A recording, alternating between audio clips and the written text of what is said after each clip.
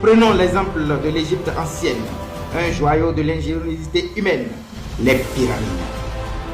Ces monuments gigantesques qui défient le temps et la gravité demeurent une énigme pour les scientifiques modernes.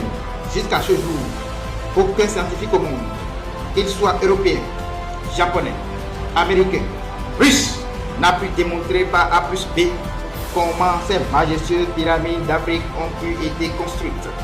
Ces chefs-d'œuvre architecturaux défient encore des explications rationnelles, témoignant d'un génie hors du commun. Cela nous rappelle une vérité irréfutable. L'Africain, depuis des millénaires, est porteur d'un savoir et d'une ingéniosité inégalée. Ces pyramides ne sont pas seulement des monuments de pierre, elles sont des preuves vivantes de la grandeur de nos ancêtres et de leur capacité à repousser les limites de l'impossible. Le fameux théorème attribué à Pythagore, utilisé pour résoudre les problèmes de triangles rectangles, existait déjà dans la vallée du Nil bien avant la naissance de Pythagore lui-même, et ils le savent tous. De même, les travaux attribués à Thalès et à d'autres soi-disant génies grecs trouvent leur origine dans les connaissances africaines. Platon lui-même, présenté comme l'un des plus grands philosophes de l'histoire occidentale, reconnaissait que sa pensée philosophique découlait largement des enseignements reçus auprès des sages de la vallée du Nil. En réalité, les Égyptiens possédaient une maîtrise avancée des mathématiques qui a permis de construire cet édifice, et ce savoir a été transmis aux Grecs comme Pythagore, Thalès, Platon, etc., qui en ont revendiqué la paternité par la suite. En effet, ces figures ont tous étudié en Afrique. Pythagore, 22 ans, Platon, 13 ans, Thalès, 7 ans. Ces vérités, bien que souvent occultées, témoignent de l'apport fondamental de l'Afrique à l'humanité. L'Empire Songhai, quant à lui, se distinguait par son système éducatif avancé, avec des universités comme celle de Gao, formant des docteurs, scientifiques et penseurs de renom, des manuscrits précieux conservés dans les bibliothèques de Tombouctou attestent de la richesse des savoirs africains dans des domaines tels que la médecine, l'astronomie et le droit. Bien avant l'arrivée des négriers et des colonisateurs, les peuples d'Afrique disposaient depuis plusieurs millénaires de leur propre système d'écriture. Ils savaient déjà lire et écrire depuis vers 3200 avant Jésus-Christ. Et dès le Moyen-Âge, les cités abritaient des centres d'enseignement supérieur renommés. L'université de Sankouré à Tombouctou, l'université Al-Karawin à Fès, etc., qui dépassaient de très loin les institutions européennes.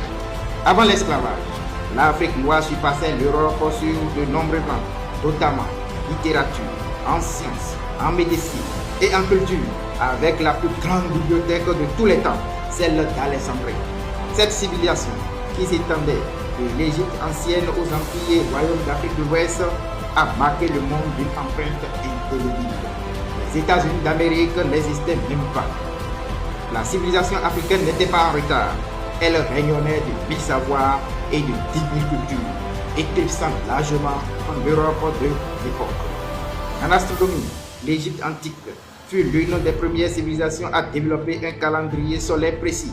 Ce calendrier de 365 jours, basé sur l'observation de l'étoile Sirius, a influencé le calendrier julien et par conséquent le calendrier grégorien que nous utilisons aujourd'hui. Datant d'environ 4241 avant Jésus-Christ, ce calendrier positionne l'année 2025 de notre ère actuelle comme correspondant approximativement à l'année 6266 dans le calendrier égyptien. Pour résumer, le calendrier grégorien utilisé dans une grande partie du monde moderne est une adaptation du calendrier julien, qui lui-même descend du calendrier égyptien via les Romains. Cependant, l'esclavage et la colonisation ont non seulement perturbé tous ces rayonnements, mais aussi falsifié les récits, brouillant les contributions africaines dans les mémoires collectives. L'Afrique était, bien avant l'arrivée des forces coloniales et esclavagistes, une terre de lumière, de prospérité et d'innovation.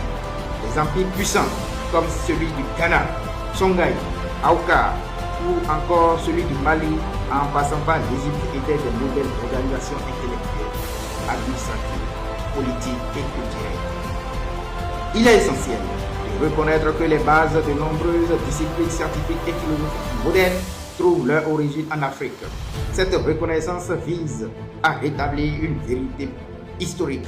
Les Africains aujourd'hui, en revisitant cet héritage, peuvent retrouver une fierté culturelle, sens et un sens de leur rôle dans l'histoire universelle.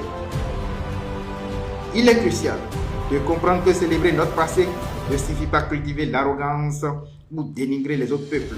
Cela signifie simplement reconnaître notre valeur, car aucun peuple ne peut avancer s'il ignore ses racines. L'exemple des autres nations montre que la fierté culturelle peut être une source de motivation puissante.